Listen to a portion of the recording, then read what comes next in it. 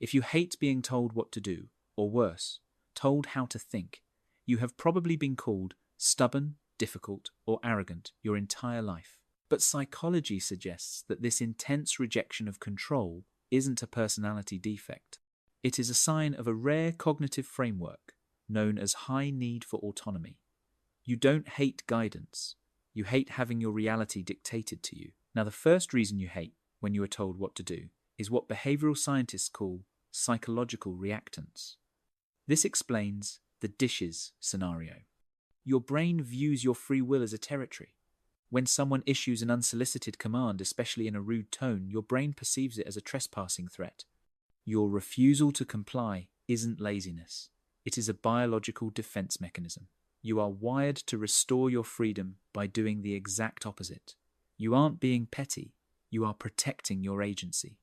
This leads directly to the second trait, the competence filter. A lot of people think you have a problem with authority. That's not true. You have a problem with incompetent authority. You are actually very willing to follow a leader, but only if that leader has proven they are logical and capable. Most people blindly obey titles, managers, parents, politicians. You, however, audit the person behind the title.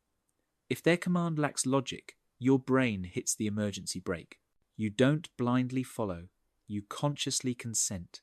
Now, having a competence filter explains why you hate bad orders, but it doesn't explain that deeper rage you feel when someone tries to program your mind.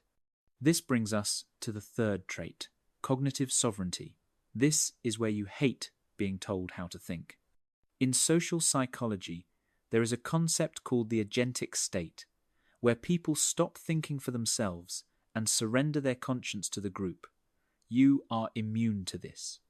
When a boss, a partner, or a movement tells you what to believe instead of why you should believe it, you feel attacked.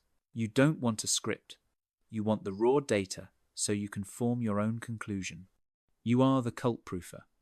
You are the fail-safe that stops the group from walking off a cliff just because everyone else is agreeing. But this independence comes with a heavy cost: isolation. Because you refuse to play social games or submit to groupthink, you often end up alone or self-employed.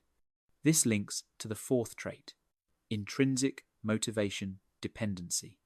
Research in self-determination theory shows that most people can be motivated by extrinsic rewards: money, status, praise. You are motivated by autonomy. You will work 18 hours a day on your own business for free, but you will struggle to work